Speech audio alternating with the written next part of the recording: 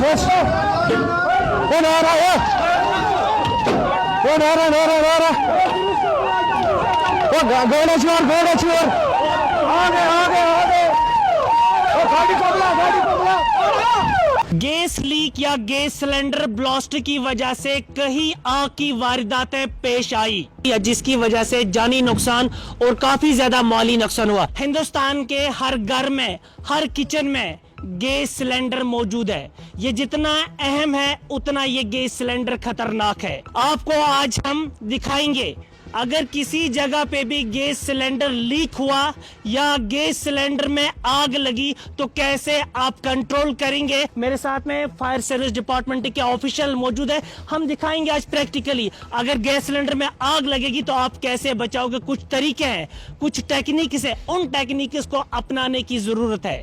ये लोगों तक एक अहम बात पहुंचानी, लोगों की जिंदगी बच सकती है, लोगों के घर बच सकते हैं, माल और प्रॉपर्टी बच सकती है। लेकिन छोटी छोटी टेक्निक हैं, अगर लोग इसको अपनाएंगे एक बहुत बड़ी ट्रेजेडी से अपने आप को भी बचा सकते हैं, अपने माशरे को बचा सकते हैं। गैस लीक हो जाता है, उसमें आग लग जाती है, हम पानी छिड़कने की कोशिश कर रहे हैं, लेकिन आप देख लीजिए पानी इस पे हम छिड़क रहे हैं लेकिन फिर भी आग नहीं बुझ रही है। ये अक्सर हम करते हैं जब हमारे घरों के अंदर गैस में जो आग लगती है, गैस लीक हो जाती है, गैस सिलेंडर में जो है आग निकलना शुरू हो जाती है, तो फिर हम पानी से बुझाने की कोशिश करते हैं, लेकिन ये सही तरीका नहीं है। ये कमल है, इसको हमने गीला कर दिया, इधर इसको गीला कर दिया। उसके बाद में ये जो दोनों हाथ हैं ये हमारे अंदर की ओर रहने चाहिए। ये खास ख्याल रखें, अगर हाथ ऐसे रखेंगे तो ये हाथ आपका जल जाएगा। ठीक। हाथ कमल के अंदर ऐसे रखें। अच्छा। और उसके बाद में इसको ऐसे कवर करेंगे आप।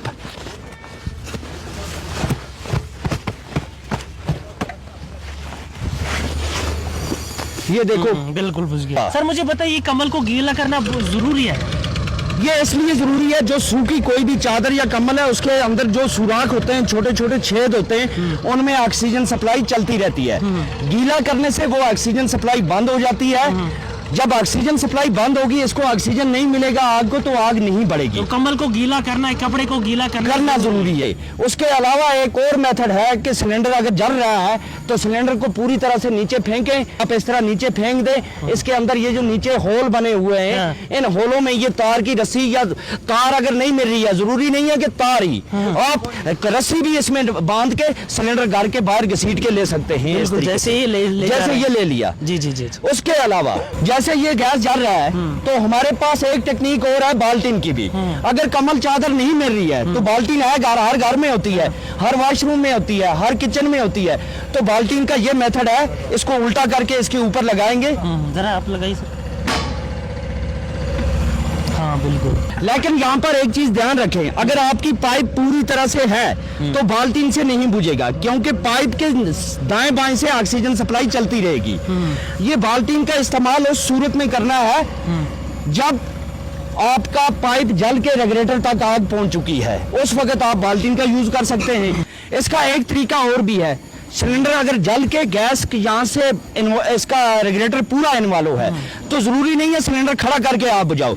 सिलेंडर अगर टेढ़ा है, यहाँ से ये जल रहा है, यहाँ से भी कमल लाओ मंजूर साहब, पकड़ो एक साइड से, दो आदमी कमल पकड़ेंगे। करो, बंद करो,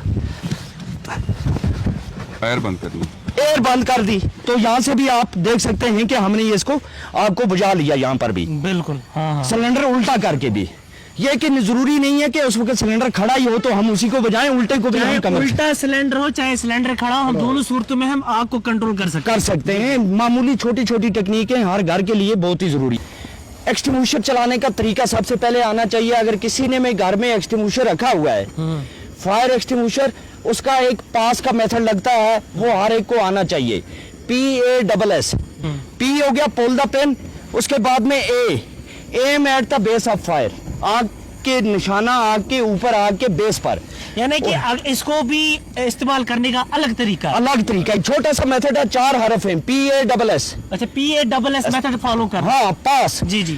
P का हो गया P पुल द पिन, ये पिन बाहर हमने निकाल दिया। जी। उसके बाद में aim at the base of fire, आग का निशाना आग के बेस पर होना चाहिए, ये नहीं कि दाएं में। और उसमें पहला एस आता है, 2 एस इकट्ठे आते हैं। एस स्क्यूज करना, ये हैंडल दबाना, मैं अभी दबाऊंगा। अच्छा। दबाना, और उसके बाद में दूसरा एस, स्वीप करना, जैसे हम झाड़ू लगाते हैं। सिर्फ 4 हर्फ हैं। अभी आप देख लें, चलाएं मंजूर साहब, आप ये देख लें आप। बुझ गया, बिल्कुल बुझ गया सर।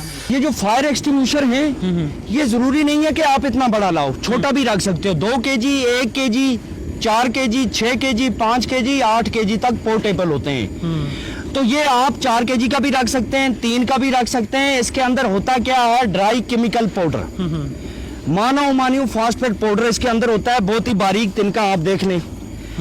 ये आपको गैस फायर भी बुझा सकता है। इलेक्ट्रिक फायर में अगर आग लगी या पैनल बोर्ड में या किसी जगह स्विच बॉक्स में, उसमें भी आप कंट्रोल, क्योंकि आप अगर पानी डालेंगे तो वहां से करंट लगने का खतरा है। अगर आपके पास एक्सटिंग्विशर है, ड्राई केमिकल या एबीसी भी इसको बोलते हैं। अगर एबीसी इसको इसीलिए बोलते हैं कि 3 तरह की आग में ये काम आता है, class A fire, class B fire और क्लास सी फायर। जी। इलेक्ट्रिक फायर को भी हम कंट्रोल कर सकते हैं, एलपीजी फायर को भी हम कंट्रोल कर सकते हैं, और उसके साथ साथ में तेल की आग को भी कंट्रोल कर सकते हैं। इवन के हमारी सॉलिड फायर है, जो लकड़ी की आग है, छोटी आग, तो उस पे भी हम इससे कंट्रोल कर सकते हैं। ये इतना अहम है हमारे घरों में, इसलिए बहुत ही जरूरी है। सर ये कॉस्टली कितना होगा, कितना इसके लिए? कॉस्टली इसके अलग अलग, जैसे 5 kg का है, 6 kg का वो 3000 तक मिलेगा। जो 4 kg के हैं 2 से 2500 तक मिलते हैं। उसके अलावा इसका जो एक्सपायरी डेट होता है 2 साल रहता है। 2 साल के बाद में जब आप रिफिल करवाते हैं 800-900 रुपए में या 1000 रुपए में रिफिल हो जाता है। तो जब हमारी मालियत के मकान लाखों या करोड़ों की मालियत के हैं, तो एक एक्सटिंग्विशर 2 से 2500 रखने में कौन सी दिक्कत है, कोई बड़ा मसला नहीं है। तो हम रख सकते हैं, हर एक के लिए जरूरी भी है ये रखना।